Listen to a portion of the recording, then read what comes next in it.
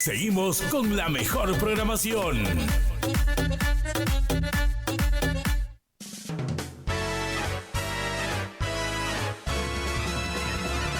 FM Zapucay 93.1 presenta su próximo programa.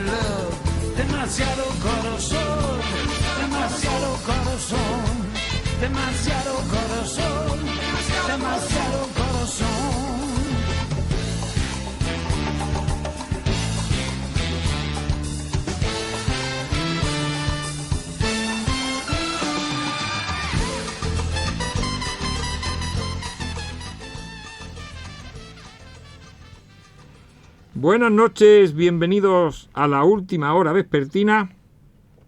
Soy Isidro Villatoro Velasco, licenciado en la Universidad de Málaga, España, en Filosofía y Letras, miembro de número del Instituto de Investigaciones Históricas y Culturales de Corrientes. Hoy es 6 de agosto, vamos a continuar hablando de derecho político, esta vez sobre Asiria, sobre Israel, sobre unos apuntes acerca de lo que existía previamente a la Revolución Francesa, y tenemos también el tercer capítulo sobre la vida de Tamerlán, el último destructor de ciudades, inspirador de novelas e incluso de ilusiones más allá de sus fronteras. No me había dado cuenta que me había salido un pareado. Bien, acaban de oír a Billy DeVille, cantante estadounidense, nacido en 1950 en Connecticut y que murió el 6 de agosto del 2009 en Nueva York. Él inició en una banda punk o punky que se llamó Mink DeVille en 1974 y empieza a cantar solo, o sea, en solitario en 1985. Su estilo se llama R&B, o sea, Rhythm and Blues, urbano, claro, de los años 50-60, mezclado con música hispana, puertorriqueña, o sea, es bastante emblemático. Amante de lo francés, donde justamente en Francia va a grabar una parte de un disco llamado Le Chat Bleu, El Gato Azul, y también era, admirador de Edith Piaf. Bueno, luego vamos a seguir escuchándolo. Por el patrocinio de la Asociación Hispanoamericana de Especialistas en la Edad Media, vamos a presentar el tercer concurso de pregunta trifásica, y este es el libro que nos han dado, ¿no? Nos han dejado el Cuaternario de Bolivia y regiones vecinas. Es un libro bastante interesante, escrito por Jaime Argollo y Martín Iriondo, y que pertenece a Ediciones Moglia, realizado en el 2008. La verdad que es muy, muy interesante. Bien, la pregunta del millón, como yo digo, va a ser esta, ¿no? Un momentito. Durante la pandemia del COVID, vamos a ver, voy a quitarle un poquito el sonido a esto. Ahí está. Durante la pandemia del COVID-19, muchos habitantes de Nueva York pasaron a vivir a una ciudad. Esta ciudad pertenece a un estado, claro, obviamente. Este estado, en 1639, va a escribir o adoptar lo que se va a llamar mandatos fundamentales, y es visto por muchos historiadores como la primera constitución escrita en el territorio estadounidense. Bien, entonces, ¿cómo se llama la madre puertorriqueña del actual gobernador de este estado? Fíjense ustedes qué pregunta, ¿no? Bien, ahí van a tener que pensar un rato. Luego les repetiré la pregunta. En fin, hoy en Argentina es el día del médico veterinario, del ingeniero agrónomo y también el día de la enseñanza agropecuaria, porque todo, o sea, desde 1959 es así, porque en 1883 en Buenos Aires el gobierno de Dardo Rocha, que fue un señor que hizo bastantes cosas, creó el Instituto Superior Veterinario. En el Santoral Católico es el día de la Transfiguración del Señor, un momento bastante importante para el catolicismo que hoy en día, bueno, se está perdiendo un poco. Y también es el día de los santos Justo y Pastor. Bueno, ¿qué sería esto de la transfiguración de Jesús, no? Bueno, está narrada en los evangelios sinópticos, que son de los 4 que ustedes están acostumbrados, de los 4 canónicos, 3, ¿no? Menos el de San Juan, pues sería el de San Mateo, el de San Marcos y el de San Lucas. ¿Por qué se les llama sinópticos? Bueno, porque son parecidos, o sea, por su afinidad, semejanza en el orden de narración, también por el contenido, entonces por eso se les llama así, ¿no? Jesús se va a transfigurar, se va a volver radiante en gloria divina sobre una montaña.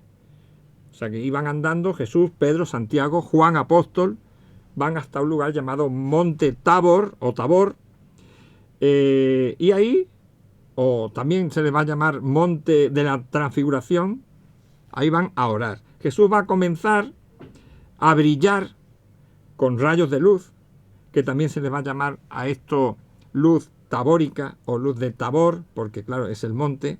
Entonces, Moisés y Elías van a aparecer al lado de él y van a hablar van a hablar con él. A esto hay una voz que le llama Hijo desde el cielo, que es Dios Padre, y esto mismo también va a ocurrir, no lo del brillo, pero sí lo de la voz, en el episodio del bautismo de Jesús por Juan Bautista. Esto se va a celebrar por la Iglesia, la de Bizancio, o sea, la ortodoxa, la católica, la luterana, la anglicana. Los griegos van a llamar a esta transfiguración metamorfosis también, ¿no? Uno de los milagros de los evangelios también es conocido, ¿no? También así es. Tomás de Aquino lo va a llamar el mayor milagro de todos, y es uno de los 5 hitos de la historia de Jesús, o sea, de Jesús y su vida en la tierra. Los demás van a ser el bautismo, la crucifixión, la resurrección y, como no, la ascensión. La naturaleza humana de Jesús se va a encontrar con Dios, y entonces se le considera también un punto de conexión entre lo temporal y lo eterno, y Jesús, bueno, va a representar prácticamente el puente entre el cielo y la tierra, que prácticamente es lo que debe de entender un cristiano. La profecía decía que Elías volvería de nuevo tras su ascensión. Esto viene en Malaquías 4:5. Y bueno, está en el libro 9, en el libro 9 de Lucas, por ejemplo, y Lucas tiene 24, ¿no? 24 libros.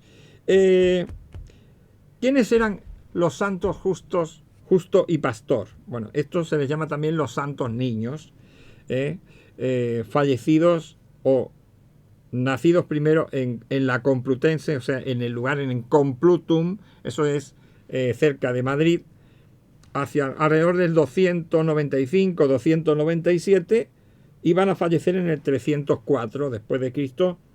Son unos mártires hispano-romanos ejecutados justamente en Alcalá de Henares. Por eso la Universidad de Alcalá de Henares se llama Complutense, porque ese es el nombre que tenía antes, ¿no? Complutum. Y ahí van a ser ejecutados por el prefecto de la ciudad, llamado Publio Daciano, en la persecución de Diocleciano, que aparte de ser la última, fue la más sangrienta, llamada también la Gran Persecución. Fíjense que fue del 303 al 313, y solo en ella ya al menos hay o sea, hay más de 30 santos en todo el imperio, ¿no? Por ejemplo, unos que ustedes deben de conocer es San Jorge. San Jorge lo ejecutan, lo asesinan en esta persecución. Santa Eulalia de Mérida, San Pancracio, yo creo que todo el mundo conoce a San Pancracio, San Pantaleón, todo el mundo debe, creo que aquí hay una iglesia llamada San Pantaleón también, allá por Laguna Seca. Bueno, ¿qué es de la historia de estos chicos? Bueno, eran hijos de San Vidal, sobrinos de Santa Marta de Astorga, y los restos de ellos se fueron, o sea, se los llevaron ante la invasión islámica, porque claro, ya saben ustedes, primero los llevaron a Huesca, al norte de España, y después incluso cruzaron la frontera hacia lo que es la ciudad de Narbona, capital de lo que luego va a ser la provincia de la Narbonense. En 1566 parte, va a regresar a Alcalá, pero la mayor, o sea, la mayor parte de los restos sigue estando en Huesca, ¿no?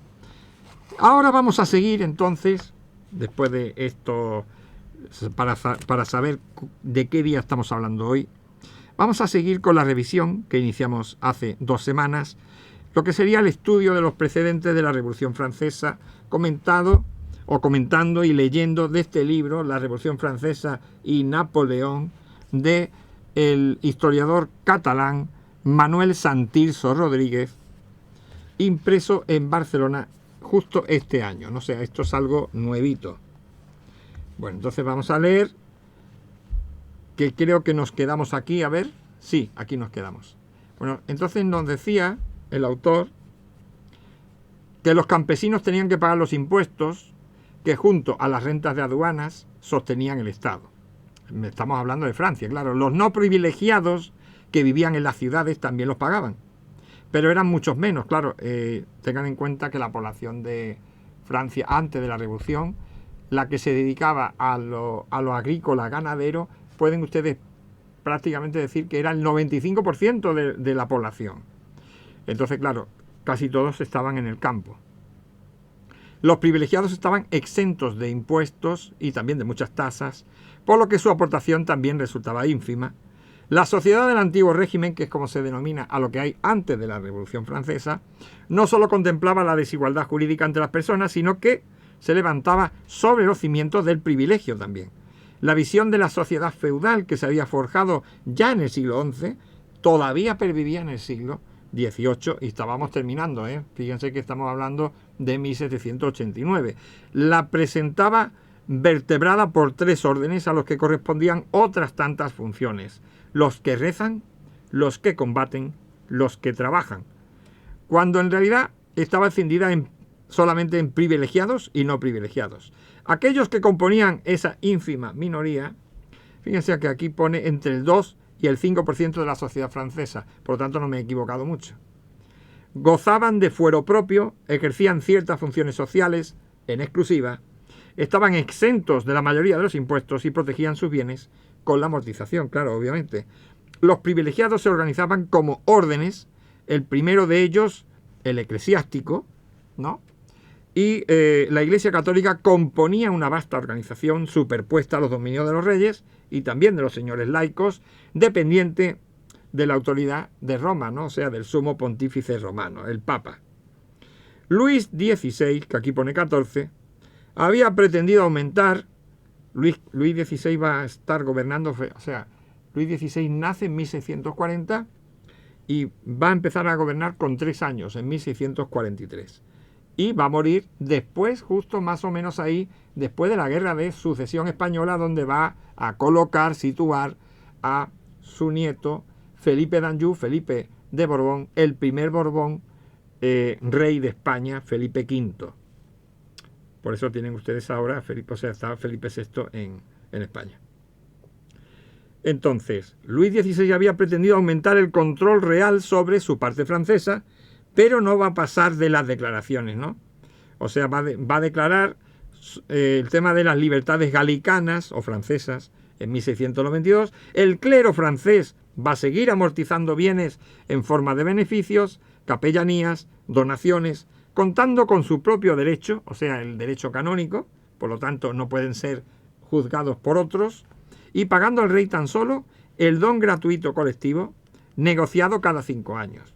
Por lo demás, el clero se dividía un poquito nítidamente en secular, compuesto por los curas, las parroquias, y el regular, nutrido por, claro, frailes, monjes que organizaban su vida según una regla, de ahí el adjetivo de regular, y se recluían en monasterios y en conventos, usted ya sabe, ¿no? Abadías también. Ambos gozaban de diferente reputación en vísperas de la Revolución, de forma que mientras el secular mantenía el prestigio por los servicios espirituales, materiales, culturales e incluso administrativos que prestaba, acuérdense del cardenal Richelieu, por ejemplo, el regular era visto como ocioso, parasitario y por lo tanto prescindible. El segundo orden, que va a ser la nobleza, actuaba como una casta, o sea, como esas castas de la India, donde si tú naces en una casta te mueres en ella, pues se entraba en esta por nacimiento. Había desaparecido toda jerarquía interna, de manera que duques, marqueses, condes, vizcondes, varones e incluso señores se ordenaban más bien según su riqueza, no sobre su nombre, o sea, sobre su cargo, ¿no? Bien, o su título, mejor dicho. Hacía siglos que los nobles ya no disponían de tropas propias en Francia, pero seguían teniendo la función militar como prerrogativa, ¿no? Y solo ellos podían ser oficiales de los ejércitos del rey.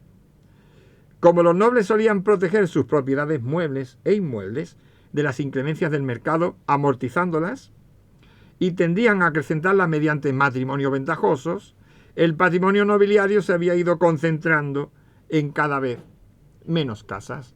Por eso, por ejemplo, en la parte española, ustedes verán, o se acordarán de la duquesa de Alba. La duquesa de Alba tenía 30 títulos nobiliarios y, bueno, casi no media, pero sí una cuarta parte de las tierras cultivables de Extremadura eran de ella. Pero 30 títulos nobiliarios, de los cuales aproximadamente 20 títulos le daban derecho, o sea, solo uno de esos 20 ya le daba derecho a, si fuese hombre y estuviésemos en otra época, no quitarse el sombrero delante del rey. O sea, tenía 20 títulos de esos 30 que le daban grandeza de España, se llama eso. Bueno, entonces la distancia entre la alta nobleza, emparentada con el rey, y, o sea, que eran los príncipes de la sangre, y la numerosa hidalguía provincial, se había vuelto infranqueable. Entre ambos grupos, ahí vamos a encajar a otro grupo nuevo, los nobles de toga, ¿no? Abogados, ciudadanos en su mayoría, a los que el rey, siempre necesitado de dinero, pues le había vendido un título. A ti te voy a hacer marqués de Calzas Verdes, y ya está.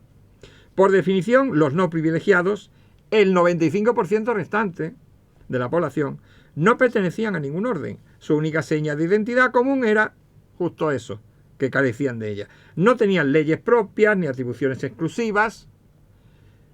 Vivían indistintamente bajo la ley del rey o de los señores laicos o eclesiásticos y además pagaban impuestos. Ahora bien, los miembros de este estado llano, que es como se les conoce, de lo que en Francia se va a llamar después el tercer estado, eran muy diferentes entre sí. En el campo van a vivir labradores acomodados, también van a haber campesinos casi autosuficientes que explotaban fincas pequeñas, medianas, y también había jornaleros que vendían su trabajo porque no tenían tierras o no podían vivir de lo suyo, ¿no? En las ciudades había diferencias aún mayores. Nada tenían en común los mendigos y criminales con los artesanos agrupados por gremios, ni tampoco estos ni los otros con los negociantes, con los rentistas, con los abogados y con los comerciantes, y mucho menos con los industriales, que en esa época, bueno, había, pero no era tampoco la gran, de todo género, que componía el germen de la posterior burguesía, ¿no? Tanto el campo como la ciudad habían conocido un ciclo de prosperidad inusualmente duradera en las décadas previas a la Revolución, tras el cual había aumentado la población. O sea, vamos a ver ahí casi un 20% solo entre 1750 y 88. O sea, en 38 años va a aumentar la población un 20%. Pero la riqueza también va a aumentar en desigualdad. Incapaz de sostener a esta población creciente, la economía campesina tradicional se va a enfrentar a lo que sería el individualismo agrario, por el que abogaban los terratenientes, los laicos e incluso a veces los nobles, así como los campesinos más ricos, claro. El alza de los precios, y más en los últimos tiempos en que Francia se había embarcado en varios conflictos bélicos, entre otros esa guerra de sucesión española que va a durar prácticamente 14-15 años, es mucho tiempo de guerra, contra todas las potencias europeas en contra de Francia y de España. Y bueno, en realidad escalaban los negociantes, los letrados, las noblezas con sus rentas, escalaban posiciones, aprovechando los resquicios de ese orden señorial, ya moviéndose casi fuera de él. Y hacia 1785, o sea, muy poquito antes, había violentas oscilaciones de los precios que anunciaron que tras una última fase de esplendor, el antiguo régimen había agotado su virtualidad en Francia. Bueno, ya vamos a hablar entonces sobre la monarquía absoluta la semana que viene. Y aquí entonces vamos a pasar a qué es lo que señalan los profesores, el fallecido profesor Porfirio Antonio Aquino, que era de San Luis del Palmar, profesor de Derecho Político, y el doctor Álvaro Monzón Vingar, titular de de Derecho Público Provincial y Municipal de la Facultad de Derecho de la UNE, y que desciende de familia de empedrado. Hoy vamos a ver algo sobre Asiria y algo también sobre lo que podíamos denominar Israel. ¿Qué podemos decir de Asiria? Bien, tenemos que el sistema sirio, o sea, Siria representa un modelo político radicalmente distinto al de Egipto, por ejemplo, que es un imperialismo militar, pero también terrorífico. O sea, los rasgos principales van a ser que están originados en una ciudad-estado del norte de Mesopotamia, que después se va a transformar en imperio.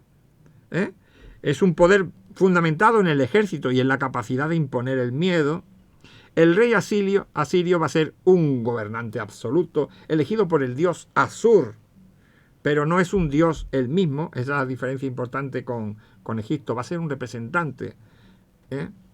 Administración imperial fundamentada en provincias, en deportaciones masivas. El señor estos señores, estos emperadores, se habían dado cuenta de que traer población de otros lugares hacia donde ellos los podían gobernar mejor, bueno, era señal de que podían cobrar más impuestos. Más gente, más impuestos.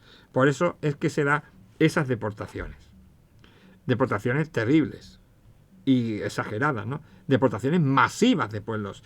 Y un sistema de comunicación y control muy eficaz, tan eficaz que no fue digamos, superado hasta el invento del Pony Express en Estados Unidos. Fíjense, ¿no? Va a haber un uso sistemático del terror como instrumento político. Hay una serie de relieves que ustedes pueden ver, ¿no? Donde ya se pasan, o sea, hay despellejamientos fuera de las ciudades, hay destrucciones de ciudades, muestran empalamientos. Esto recuerda un poco también a la historia del conde Drácula, ¿no? Black Dracul y Vlad Tepes, ¿no? Derecho y religión al servicio de la expansión militar. Y en cuanto a lo que sería su evolución, pues desde un reino regional hasta el gran imperio neoasirio, que ya apareció entre los siglos 9 y 7 a.C., va a dominar casi todo el Oriente Próximo. Van a llegar incluso a ser, digamos, señores de la zona del delta del Nilo, o sea, del norte de Egipto. Pero su caída, que va a ser en 612 a.C., va a ser rápida, violenta, porque va a mostrar una fragilidad de un poder fundamentado casi exclusivamente en la fuerza militar. Tengan en cuenta que sí, van a conseguir expansionarse, pero necesitaba, después de todas esas guerras, necesitaba contar con hombres, y esos hombres ya no estaban, ¿no? Entonces, ese gran esfuerzo se va a venir abajo porque van a caer ante Persia como si fuera pues prácticamente unas fichas de dominó, o más ligero todavía, unas cartas de póker, ¿no? O sea, muy poca resistencia. Incluso van a contar después con la ayuda de Egipto, pero van a llegar tarde y va a desaparecer el imperio. Bien, en el tema de Israel tenemos un doctor llamado García Pelayo que distingue en Israel 3 periodos. Tenemos la época de los jueces, que también se le puede llamar teocracia inmediata, que empieza con Josué, ustedes ya saben, cuando llega Moisés allí a la tierra prometida, que no llega, o sea, él la puede ver desde fuera, pero no le está permitido ver porque se pasó con algo y, usó un poco, digamos, la violencia, no sé si llamarlo así, hablando de Dios, ¿no? Entonces, de castigo se le impuso el ver la tierra prometida, pero no poder pisarla. La época de los reyes va a ser la segunda, o de la teocracia mediata, y la tercera va a ser la época de la cautividad o de la esperanza, podríamos decir ya escatológica del reino. Y a esta altura histórica podemos agregar en el plano político, posiblemente con un cuarto periodo, la fundación del propio Estado de Israel y sus experiencias actualizadas. Bueno, el sentido religioso era la característica fundamental del pueblo hebreo, que le va a permitir cumplir con la travesía del desierto siguiendo a Moisés, y con este se van a establecer las leyes fundamentales del pueblo. Ya recuerden que él escribió el Pentateuco, los 5 primeros libros de la Biblia. Como el ordenamiento viene de Dios, toda primera referencia penetra en esa historia sagrada.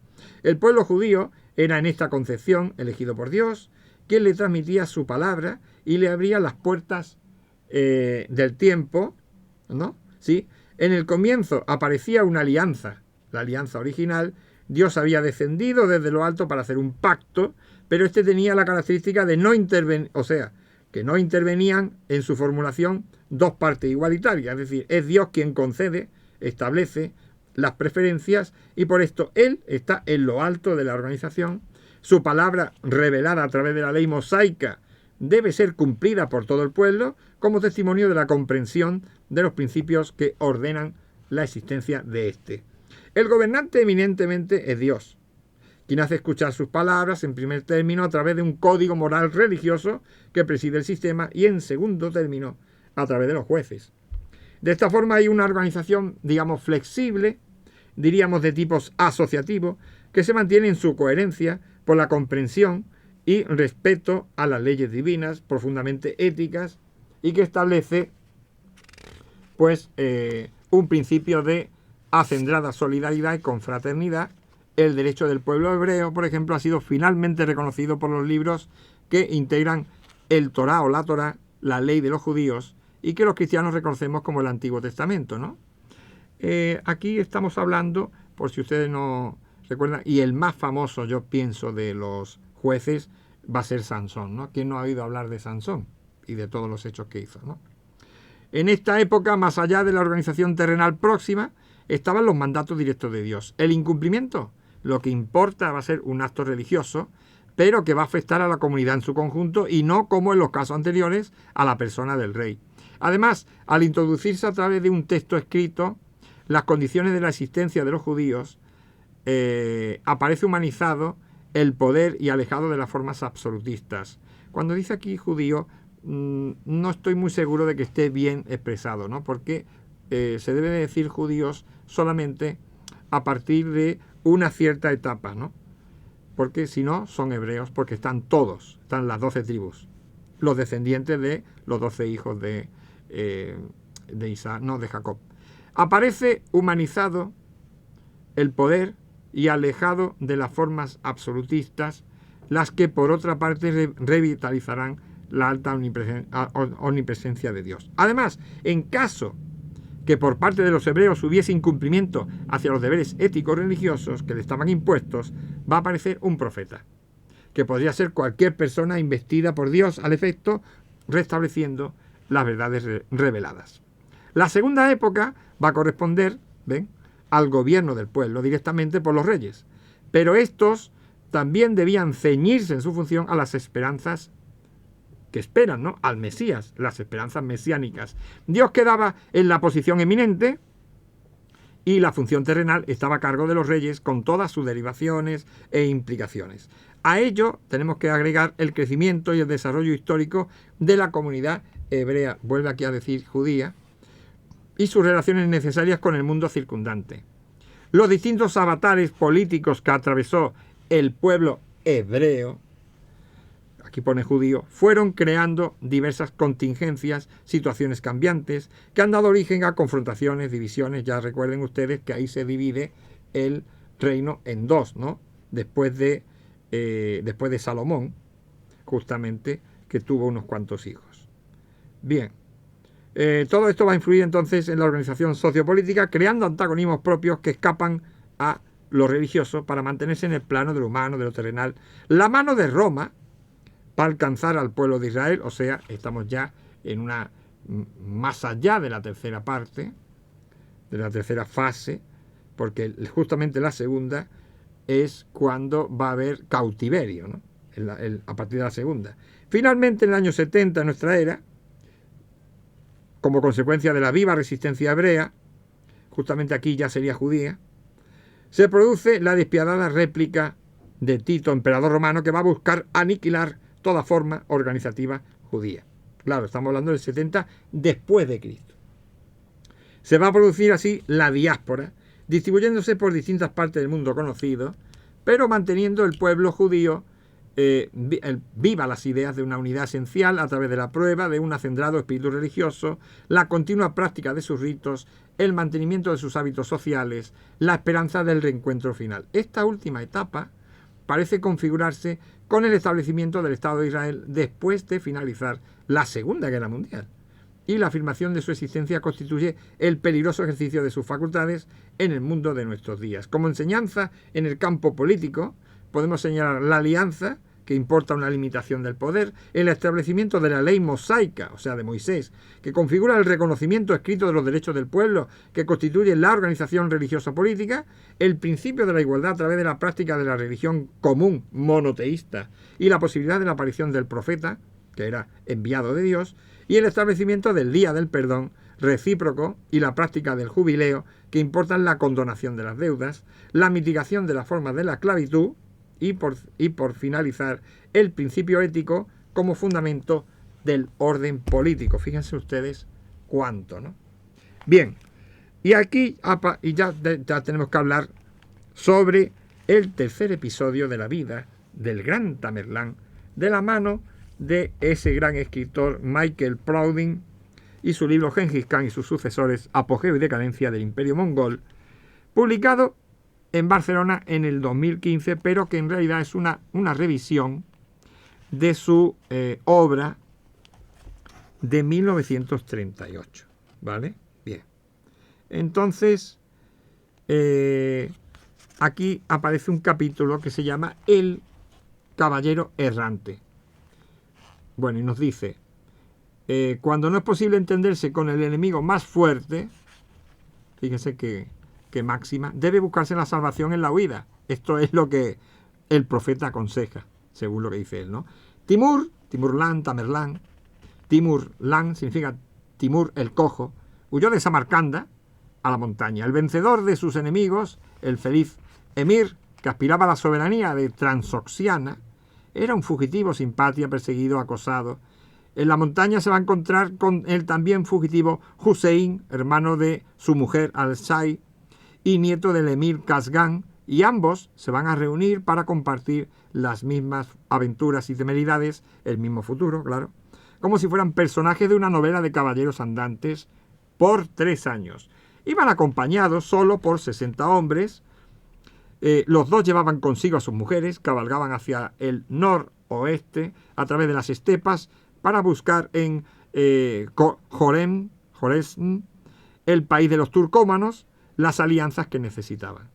Cuando ya habían alcanzado el territorio de Shiva, el emir envía soldados contra ellos para capturarlos y entregárselos al Khan del cual están huyendo. Durante la noche van a conseguir ponerse fuera de su alcance, pero como aún los perseguían, se preparan para la lucha. Tamerlán va a distribuir los 60 hombres, que son muy pocos, en 5 grupos, llevándolos a un lugar alto un altozano, fuera de su campamento. Sus jinetes se van a arrojar sobre el enemigo, el caballo de Hussein va a ser derribado y aunque éste va a lograr saltar sobre el de un enemigo, se va a encontrar rodeado de tal modo que solo el ataque temerario de Tamerlán va a conseguir que éste salve la vida. La hora de la oración vespertina, nunca mejor dicho, había llegado. Los guerreros de ambos bandos van a interrumpir la batalla. Fíjense en lo que es el Islam, ¿eh? O sea, en mitad de una batalla resulta que se paran a rezar. Se volvieron hacia la Meca, rezaron sus plegarias y después sí van a volver al combate con más ardor que antes. La noche va a poner fin a la lucha y de los 60 hombres solo llegan a vivir o a quedar vivos 7. Y de los soldados del emir solo quedan 50, pero igual 50 contra 7 son unos cuantos. Con los que va a proseguir la persecución. Las 2 mujeres de Timur van a cabalgar a lomos de un único caballo, protegidas por los guerreros hasta que logran abandonar la estepa y dirigirse a un terreno ya cultivado, o sea, donde hay signos de civilización. Finalmente los perseguidores van a abandonar su propósito y cerca de una fuente los fugitivos se van a encontrar con unos pastores a los que les van a comprar 2 corderos para poder alimentarse durante el viaje. En el camino se les van a unir 3 hombres, pero estos durante la noche les van a robar 3 caballos y van a desaparecer en la oscuridad. Las 2 mujeres se vieron obligadas a continuar su camino a pie. De verdad que esto es prácticamente una locura. Seguir juntos era eso. Mientras tuvieron un séquito de 60 jinetes, aún podían considerarse un pequeño ejército. Pero ahora sus fuerzas habían mermado tanto como ser solo 7, ¿no? Además, Hussein, cuya tribu se encontraba en las montañas afganas, podía hallar adeptos con más facilidad, ¿no? Se separaron, convinieron encontrarse al otro lado del Amudaria, que es un río, cuando hubieran reunido sus guerreros. Hussein va a continuar su camino y Timur se va a quedar solo con una mujer y un criado. Fíjense ustedes hasta qué límite llegan ahí, ¿no? Los turcómanos los van a confundir con ladrones, los van a atacar, mientras los 2 hombres se defienden a la desesperada, les van a arrebatar a la mujer. Lo más probable es que Timur no hubiera logrado escapar de la muerte si uno de los turcómanos, que tiempo atrás había estado en Samarcanda, no lo hubiera reconocido. Fíjense ustedes qué suerte. Asombrado, va a contener a sus compañeros, va a pedir perdón al emir y a esta casualidad deben su salvación. El jefe de los turcómanos los va a honrar como a sus huéspedes durante los 3 días que permanecieron con la tribu, en los que se contaron sus aventuras, sus planes. Después, provistos de víveres, caballos y una escolta de 10, o sea, ya han aumentado un poquito, continuaron su camino. Más las noticias que se van a propagar con rapidez a través de las estepas.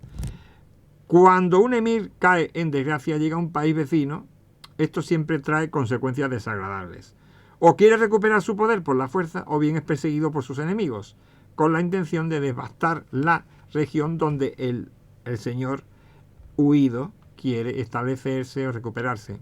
Ali Bek, dueño de la región donde Timur quería gozar de un largo reposo, quiso prevenir cualquiera de estas 2 eventualidades y va a enviar una tropa que va a sorprender al fugitivo, lo van a encadenar, lo van a encerrar con su escolta en un establo de vacas convertido en prisión provisional. El tiempo pasaba, los días eran largos, pesados y las noches interminables y llenas de tormentos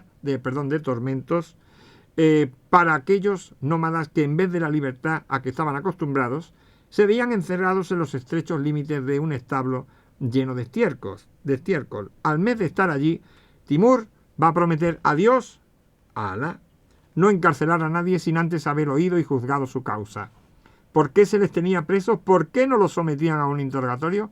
¿Cuánto tiempo tendrían que permanecer encarcelados? Después de 2 meses de espera, puso en práctica un plan temerario, la evasión. Quería luchar por su libertad, prefería morir luchando que vivir preso, claro, obviamente. Un día va a arrebatar la espada a uno de sus guardianes y blandiéndola se va a arrojar sobre ellos, que asustados van a retroceder. Oyó gritar a los que huían, se ha fugado, ha huido, y de pronto se avergonzó. Huir él, Timur, con la espada en alto, penetró en las habitaciones de Ali Bek, pasando por entre los servidores que huían aterrorizados, con la intención de decirle que aquellos gritos eran una mentira, que él no había oído, sino que luchando había eludido la prisión. Ali Bek lo va a recibir como su huésped, pues durante los 2 meses transcurridos había circulado la noticia del encarcelamiento de Timur, el más valiente de los valientes, y todos los nobles reprocharon a Ali Bek su injusta conducta. Su propio hermano había enviado algunos regalos para Timur, pidiéndole que devolviese la libertad a su prisionero y le proveyera de caballos, víveres, etc. Ahora que Ali Bek tenía una prueba del carácter caballeresco y del valor sin tacha de Timur, se va a apresurar a reparar su injusticia. Fíjense ustedes qué cosa, ¿no?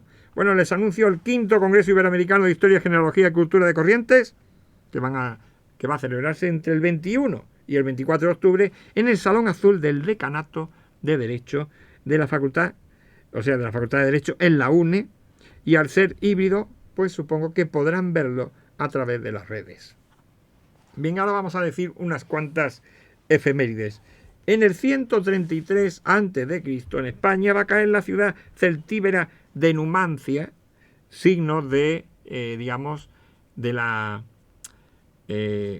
la defensa, signo de lo imposible. Numancia va a ser tomada por Publio Cornelio Escipión, emiliano, que es de la familia de los Emilios, de Paulo Emilio, pero que, claro, como Publio Cornelio Escipión, el africano, se va a casar con una Emilia, bueno, pues a este lo van a adoptar y por eso va a agarrar él este apellido, este cognomen, en fin. También se le conoce como Publio Cornelio Escipión Emiliano, el africano, el menor, porque este va a ser el que destruya Cartago definitivamente. Bien, después de un larguísimo asedio, va a capturar Numancia, pero, fíjense ustedes, la resistencia va a llegar a tal punto que va a haber un suicidio colectivo y ellos mismos, los ciudadanos, van a incendiar su propia ciudad antes que convertirse en prisioneros. Recuerden ustedes que cuando ocurren hechos de esta envergadura, normalmente hay un... ¿cómo se llama esto, hombre? Ya no me sale. En Roma hay como un festejo y el triunfador le ofrecen que vayan los prisioneros detrás de él y todos los demás, todos los ciudadanos de Roma tienen que ver eso. Y esto no va a ocurrir porque todos se van a asesinar, todos se van a suicidar. En 1538, Gonzalo Jiménez de Quesada va a fundar la aldea de Santa Fe de Bogotá, que actualmente es la capital de Colombia. En 1806, Francisco I de Austria, fíjense hasta dónde llega el ser humano, decreta la supresión del Sacro Imperio Romano Germánico para evitar que tras las victorias militares de Napoleón I Bonaparte, él se apropiara de ese título y, claro, de la legitimidad histórica que esto conllevaba. Claro, esto no lo iban a dejar. En las Cortes de Cádiz, en 1811, se decreta la abolición de todos los señoríos jurisdiccionales. En 1825, Simón Bolívar va a declarar la independencia de Bolivia. Un día como hoy, claro. En 1851 llega a Montevideo el primer barco de vapor, el Prince, que va a llegar de Southampton, Reino Unido, estableciendo un servicio regular Europa-Río de la Plata. Y ahora, fíjense ustedes, en 1851, en 1852, va a ser derrotado Rosas por el ejército grande, con Urquiza, los brasileños, un ejército de correntinos, un ejército de entrerrianos, gente de Uruguay, de Montevideo, los perseguidos de Rosas también van a estar ahí, la generación del 37, todos esos. ¿Y qué va a hacer Rosas? Rosas se va a ir en un barco a vivir a Southampton. ¿Una casualidad?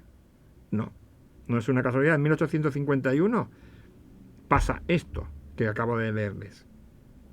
En 1883, en Lomas de Zamora, suroeste de la Gran Buenos Aires, en el Instituto Agronómico Veterinario, se va a dictar la primera clase, dando comienzo estudios superiores en materia agropecuaria. Y eso estuvo donde había una estancia llamada Santa Catalina de los hermanos Robertson.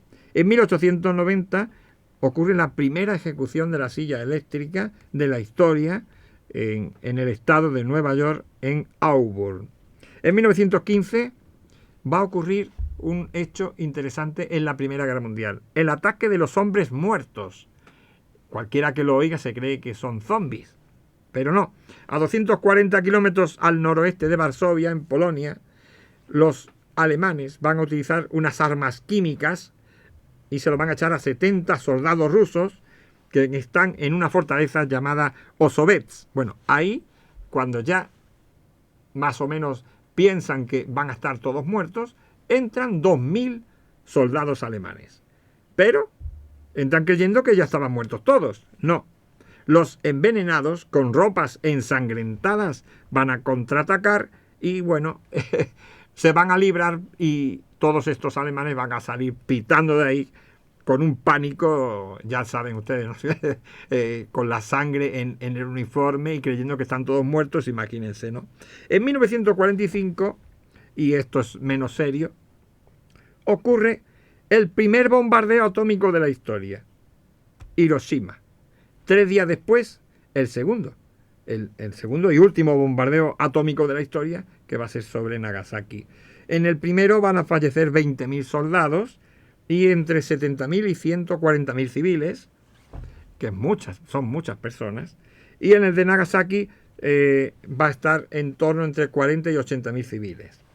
Esto obviamente va en el tema de que fallezcan, en el sentido de que, a ver, tenemos una guerra y hay un emperador que dice que no se rinde. Le pegamos un bombazo, que es lo que pasó, no hubo suerte, entonces con el segundo bombazo sí llegó la rendición. En el 2011, disturbios de Londres. Al morir Mark Dougan, de 29 años, un padre de 4 hijos de raza negra, va a ocurrir que este señor va a ser asesinado por disparos de la Policía Metropolitana de Londres. Esto va a desembocar los disturbios de Londres de 2011, donde 5 hombres van a morir, 5 personas, va a haber 205 heridos entre el 6 y el 11 de agosto del 2011. Y esto lo he traído a colación porque por ahí hay todavía algunos europeos que dicen que los argentinos son racistas. Bueno, esto ocurrió en 2011, así que tomen nota. Bien, vamos a decir la pregunta de nuevo. Durante la pandemia del COVID-19, muchos habitantes de Nueva York van a pasar a vivir a una ciudad. Esta ciudad pertenece a un estado. Ese estado en 1639 va a escribir o a adoptar lo que luego se va a llamar mandatos fundamentales, y eso es visto por muchos historiadores como la primera constitución escrita en territorio estadounidense. ¿Cómo se llama la madre puertorriqueña del gobernador actual de ese estado? Y en fin, le devolvemos entonces con Billy DeVille, volvemos con Billy DeVille, con una canción que estuvo nominada al Oscar. Fíjense ustedes qué belleza.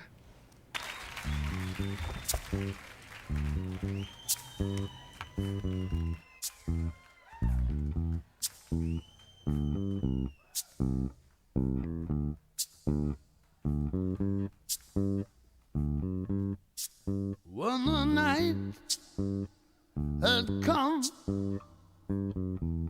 and the land is dark and the moon is the only light we'll see, no, I won't be afraid, no, I won't be afraid, just as long as you stand by me. If the sky that we look above should tumble and fall, and the mountain should crumble to the sea, I won't cry, no, I won't shed a tear, just as